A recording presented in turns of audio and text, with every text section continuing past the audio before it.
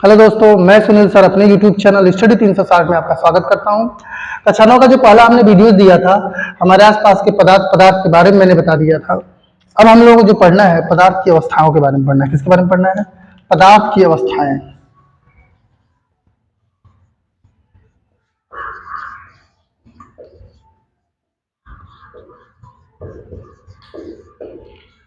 पदार्थ की अवस्थाओं के बारे में बात करें हम तो पदार्थ की मुख्यतः कितनी अवस्थाएं होती हैं? 3 अवस्थाएं होती है। पूरे ब्रह्मांड को देख लो, 3 ही अवस्था मिलेगी, या तो ठोस, या तो द्रव, या तो गैस। इसके अलावा अगर कोई वस्तु हो तो बताओ, है क्या कोई? नहीं है। क्योंकि ठोस कोई भी ऑब्जेक्ट अगर आप देखें, कोई भी पदार्थ देखिए, तो पदार्थ में हमको जनरली पहाड़ देखते हैं हम, किस अवस्था में है? ठोस अवस्था में है। पत्थर, ईंट, ये सब जो होते हैं, ईंट, लकड़ी जो भी देखते हैं, ये किस अवस्था में है? ठोस अवस्था में है। दूसरा अवस्था होती है द्रव की, और तीसरा अवस्था होता है गैस की। तो पदार्थ की सिर्फ 3 अवस्थाएं होती है। पदार्थ की कितनी अवस्थाएं होती हैं? 3 अवस्थाएं होती हैं, ठोस, द्रव और गैस।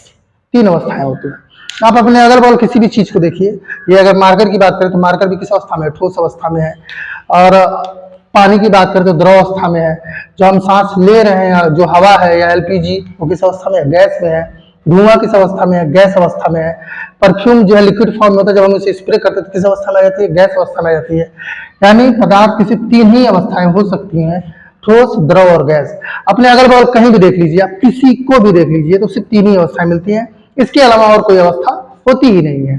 तो 3 अवस्थाएं जो होती हैं, ठोस, द्रव और गैस। अब सवाल ये है कि इन तीनों में अंतर क्या होता है? अंतर क्या होता है? देखिए, पदार्थ का डिफिनेशन था कि जिसमें भार हो, जिसमें क्या हो?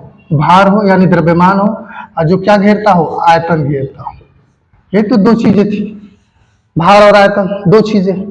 यहाँ पे भार और आयतन है, ठीक है, लेकिन यहाँ पे अगर देखा जाए तो भार और आयतन तीनों में होगा।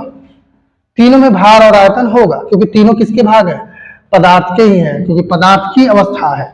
अवस्था मतलब स्टेट, ठोस, द्रव, gas, solid, liquid and gas. ठीक है ना? तो ये तीनों अवस्थाओं की बात करते हैं, इसमें भार और आयतन तो होगा ही, क्योंकि पदार्थ की बात की, पदार्थ के पार्ट है ये, तो जाहिर इसमें क्या होगा? भार भी होगा और क्या होगा? आयतन होगा ही। अब सवाल ये है कि आखिर ये तीनों आपस में डिफरेंस कैसे है? तो ठोस में जो है एक निश्चित आकार होता है। अब निश्चित आकार का मतलब आयतन जो होगा इसका, आयतन आयतन जो होगा वो फिक्स होगा इसका। आप जैसे किसी भी शेप को देख लीजिए, उसका आकार हमेशा निश्चित होता है। ठीक है ना? जैसे आप कोई लकड़ी पड़ी है या ईंट पड़ा है, तो उसका आकार जो होगा वो क्या होगा? निश्चित होगा। इसलिए इसका आयतन भी क्या होगा? आपका निश्चित होगा। आयतन तो इसका भी निश्चित होगा, आकार के हिसाब से तो आकार इसका निश्चित होता है। द्रव का आयतन तो निश्चित होता है। दूध देखिए, 1 लीटर है तो 1 लीटर रहेगा।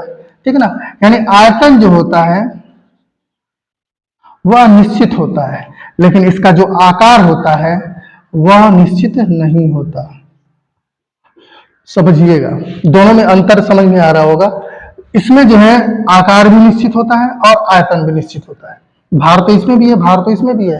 क्या दूध भार नहीं होता? 1 लीटर दूध का वजन नहीं होगा? होगा। 2 लीटर दूध का वजन नहीं होगा? पानी पे 3 लीटर उठाएंगे तो क्या वजन नहीं होगा? भार तो होगा। भार इसमें भी है, भार इसमें भी है।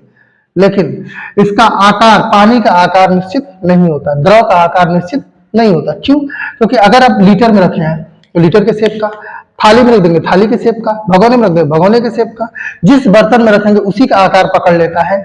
इसीलिए द्रव का आकार निश्चित नहीं होता, जबकि आयतन क्या होता है? निश्चित होता है।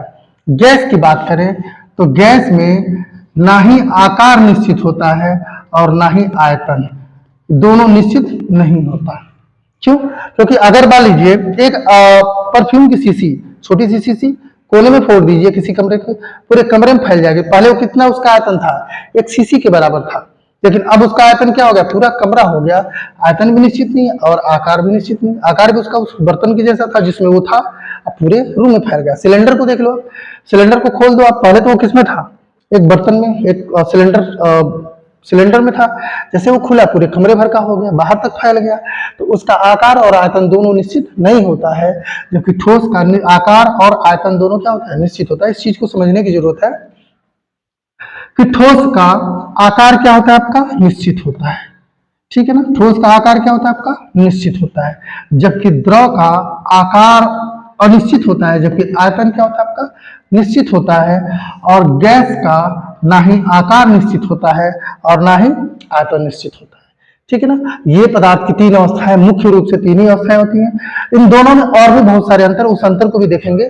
पहले ये दो मुख्य अंतर थे कि ठोस में जो है आकार जो होता है निश्चित होता है, द्रव में आकार निश्चित नहीं होता है, गैस में भी निश्चित नहीं होता है।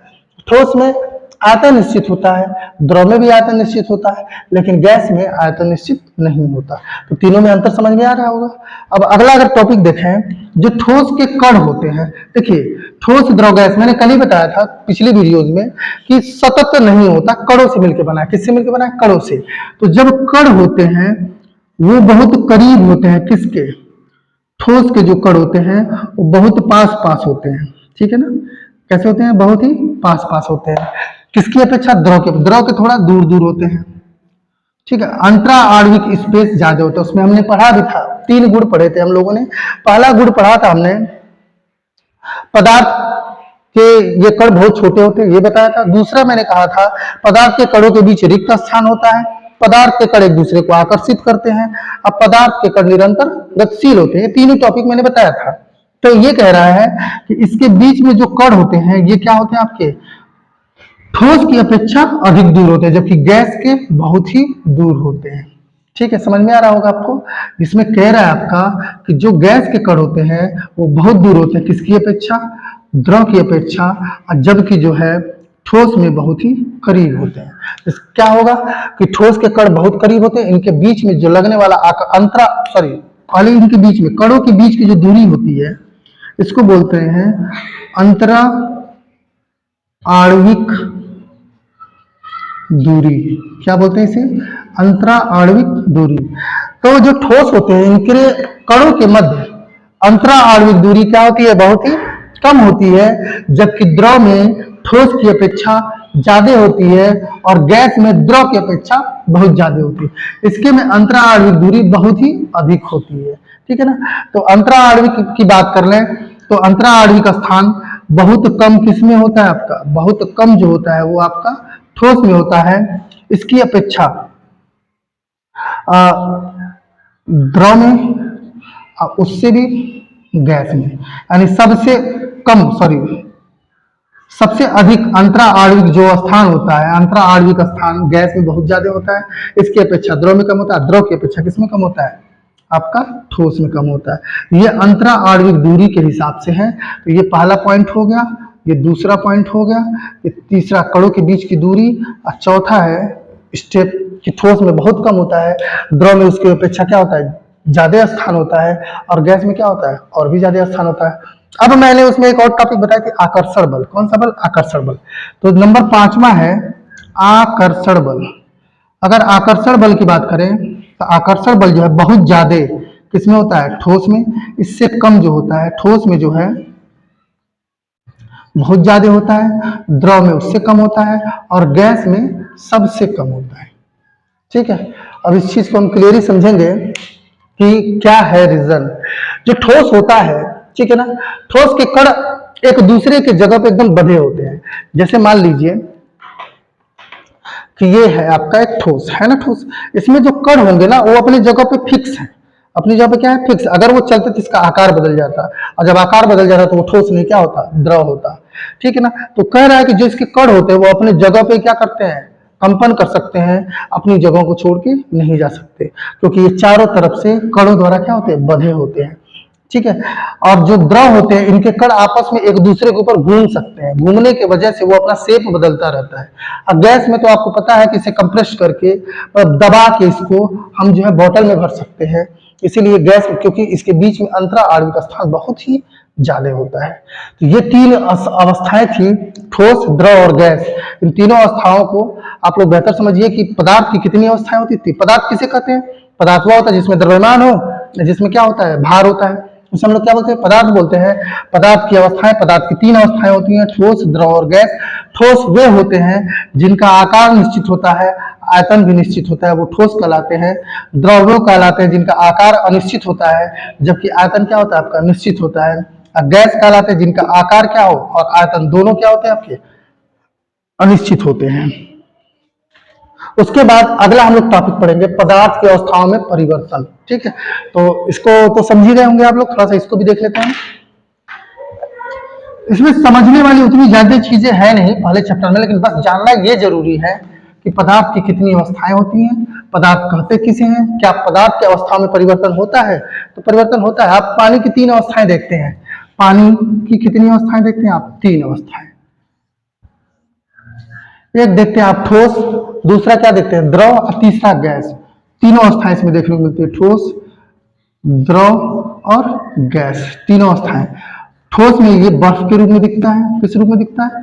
बर्फ के रूप में। द्रव ये पानी के रूप में दिखता है, और गैस आपका वाष्प के रूप में दिखता है।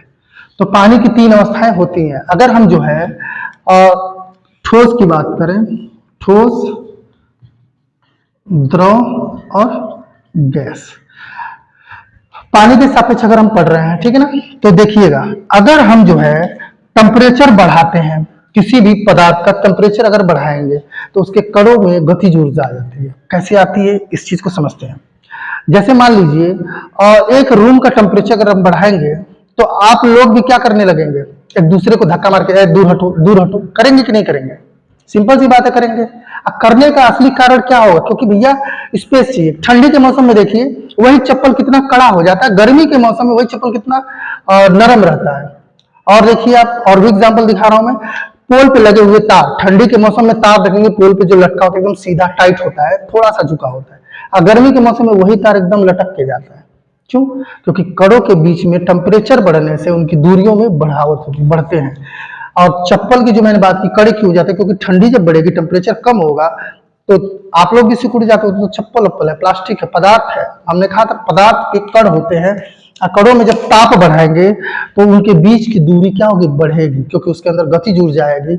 अगर आप ही बताइए, जब 25 degree Celsius, sorry 18 degree Celsius होता है ठंडी के मौसम में, तो हम लोग कैसे एकदम दुबक के रजाई पैर से भी दबा लेंगे, एकदम पूरे शरीर को एकदम ऐसे दबा लेंगे कहीं से हवा प्रवेश नहीं करना चाहिए।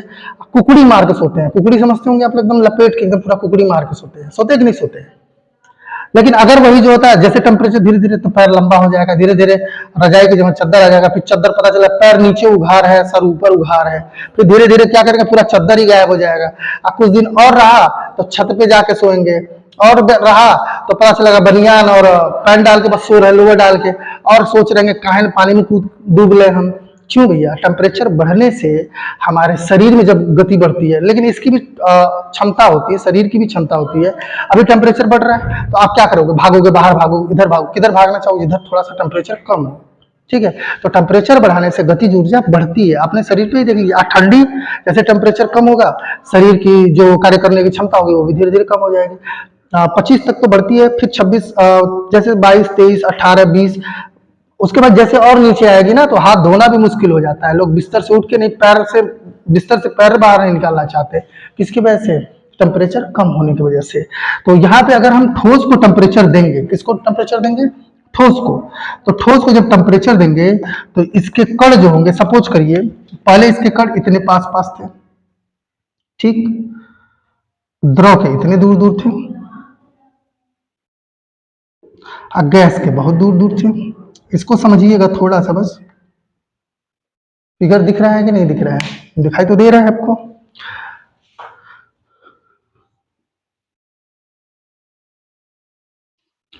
अगर मान लीजिए ठोस को हम टेम्परेचर दें, ठोस को क्या दें हम? टेम्परेचर, मतलब हीटनेस देंगे, तो आपको पता है कणों के बीच में गतिज ऊर्जा बढ़ेगी। कणों के बीच में जब गतिज ऊर्जा बढ़ेगी तो इनके बीच का जो अंतराणविक स्थान है, अंतराणविक स्थान है, वो जब इसके बराबर हो जाएगा तो किस अवस्था में पहुंच जाएगा? द्रव अवस्था में पहुंच जाएगा। कणों के बीच की दूरी जब बढ़ी तो किसकी अवस्था में पहुंच गया? द्रव की अवस्था में। और ज्यादा बढ़ गया, जब इतना बढ़ गया तो किस अवस्था में चला जाएगा? गैस की अवस्था में चले जाएगा। यानी अगर हम टेम्परेचर बढ़ाते हैं तो कणों के बीच की दूरी भी बढ़ती है, और जब कणों के बीच की दूरी द्रव के कणों के बीच की दूरी के बराबर हो जाएगी तो किस अवस्था में चला जाएगा? वो द्रव अवस्था में चला जाएगा।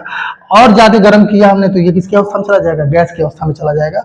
और अपने आप को जो है ये बैलेंस करने की कोशिश करता है। देखिए बैलेंस ही तो कर रहा है। पहले था तो टेम्परेचर कम था तो सिकुड़ा हुआ था, जो वो हर पदार्थ की अपनी अपनी खुद की टेम्परेचर होती है। ये अपना करीब था, थोड़ा सा और टेम्परेचर बढ़ा, थोड़ा और दूर हुआ, और ज्यादा टेम्परेचर बढ़ा तो और ज्यादा दूर हुआ। ठीक है ना। तो ये 3 है। अब इसमें क्या देखा जाए, ठोस का द्रव में बदलना क्या कहलाता है? ठोस का द्रव में बदलना द्रवणांक कहलाता है। क्या कहलाता है? द्रवणांक। क्या कहलाता है? द्रवणांक। वह बिंदु, वह ताप जिसपे ठोस किस अवस्था में चला जाए? द्रव अवस्था में, जिसे मेल्टिंग पॉइंट भी बोलते हैं, ठीक है ना। अंग्रेजी में क्या बोलते हैं इसे? Melting point.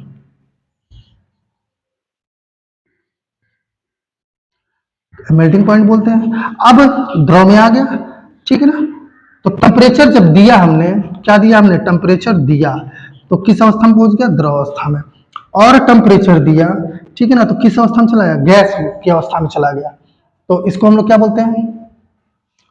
वाष्पीकरण। क्या बोलते हैं? वाष्पीकरण। ठीक है। अगर इसी का टेम्परेचर अगर हम घटा दें, ठीक है ना, टेम्परेचर घटाएंगे, गैस को किस में बदल रहा है? द्रव में बदल रहा है, ठीक है ना। गैस को किस में बदलना है? द्रव में। इसको हिंदी में क्या बोलते हैं? गैस को द्रव में बदलना कहलाता है क्या? संघनन। क्या कहलाता है? संघनन, ठीक है ना। और द्रव को जब हम ठोस में यानी और ठंडा करेंगे, तब ये कहलाता है फ्रीजिंग, यानी जमनांक, फ्रीजिंग पॉइंट, जमनांक बिंदु। ये सारे बिंदुएं होती हैं, ठीक है ना। तो ये सारे में अगर कुछ पदार्थ ऐसे भी होते हैं जो ठोस से सीधे गैस में चले जाते हैं, इसको हम लोग बोलते हैं क्या? ऊर्ध्वपातन। क्या बोलते हैं? ऊर्ध्वपातन बोलते हैं, सब्लिमेशन। तो इसको समझना है थोड़ा सा। इसमें क्या होता है कि जब हम किसी ठोस को गर्म करते हैं, ये हीटनेस की लाइन है और ये ठंडा करने की है। जब हम उसे गर्म करेंगे, क्या करेंगे भाई? ये गर्म की लाइन है। जब हम गर्म करेंगे तो वो धीरे धीरे किस अवस्था में चली जाएगी? द्रव अवस्था में चली जाएगी। और ज्यादा गर्म करेंगे तो इसे बॉइलिंग पॉइंट, इसको अंग्रेजी में क्या बोलते हैं? Boiling point. क्या बोलते हैं? बॉइलिंग पॉइंट या उबलांक बिंदु है, ठीक है ना। तो अब ज्यादातर एग्जाम में जो पूछा जाता है, मेल्टिंग पॉइंट, बॉइलिंग पॉइंट और फ्रीजिंग पॉइंट। क्या पूछा जाता है? फ्रीजिंग पॉइंट, ठीक है। तो इसको देखा जाए कि जब हमने ठोस को बहुत ज्यादा गर्म किया तो किस अवस्था में चला गया? द्रव अवस्था में चला गया। जब द्रव अवस्था में गया तो इसको क्या बोलेंगे? जैसे ही द्रव अवस्था में जाएगा उसको मेल्टिंग पॉइंट उसको बोलेंगे। जिस टेम्परेचर पे कोई भी ठोस किस अवस्था में चला जाए? द्रव में। और जब वो द्रव से जिस टेम्परेचर को गैस अवस्था में जाएगा उसको हम बॉइलिंग पॉइंट बोलेंगे, यानी पानी चाहे जो भी द्रव होगा वो क्या होने लगेगा? उबलने लगेगा। गैस अवस्था को द्रव अवस्था में बदलना है तो हम इसका क्या करेंगे? संघनन करते हैं। क्या बोलते हैं उसको? संघनन, यानी ठंडा करेंगे। आपने देखा होगा जब गर्मी के मौसम में नल से सीधा सीधा पानी निकाल के बाहर रखी जाए तो ग्लास के चारों तरफ पानी लग जाता है। उसका कारण होता है कि जो हवा में नमी होती है वो ग्लास से टकराती है और किस अवस्था में चली जाती है? वो द्रव अवस्था में चली जाती है, क्योंकि वो किस अवस्था में थी? गैस अवस्था में थी। जैसे वो ठंडा हुई किस अवस्था में चली गई? द्रव अवस्था में चली गई। और ठंडा कर दे तो किस अवस्था में चली गई? ठोस अवस्था में। पानी का जैसे होता है, पानी ठोस अवस्था में बर्फ होता है, इसे गर्म करो तो किस अवस्था में पहुंच जाती है? द्रव में। और गर्म करो तो गैस, यानी उबलने लगेगी। इसका टेम्परेचर भी फिक्स है, आपको पता है। ठोस इसका 0 डिग्री सेल्सियस है, द्रवणांक इसका कितना डिग्री सेल्सियस है? 0 डिग्री सेल्सियस है। और गैस कितने पे होता है? 100 डिग्री सेल्सियस पे। ये तीनों इसका फिक्स है। सबसे ज्यादा पानी का घनत्व जो होता है वो 4 डिग्री सेल्सियस पे होता है, यानी उसका आयतन, ठीक है ना। घनत्व बड़ा द्रव्यमान बटा आयतन होता है। आयतन सबसे कम होता है और उसका वजन ज्यादा होता है। कितने डिग्री सेल्सियस पे? 4 डिग्री सेल्सियस पे। पानी का जो घनत्व होता है वो सबसे अधिकतम होता है, ठीक है जी। उसके बाद हम बात करेंगे आपका वाष्पीकरण। ये सब तो हो गया वाष्पीकरण। वही पानी को जब हम उबालेंगे तो किसमें चला जाएगा? आपका गैस अवस्था में। क्योंकि ये चैप्टर था बस इंट्रोडक्शन के लिए, ये तो कंप्लीट हो गया। अब रियल में जो अगला चैप्टर में नेक्स्ट वीडियो में आपको लेके आऊंगा, क्या हमारे आसपास के पदार्थ शुद्ध हैं, शुद्ध और अशुद्ध के बारे में हम लोग पढ़ेंगे। तो थैंक यू, धन्यवाद। जो लोग हमारे चैनल पर नए हों, सब्सक्राइब करना ना भूलें और लाइक कमेंट भी करना ना भूलें। Thank you.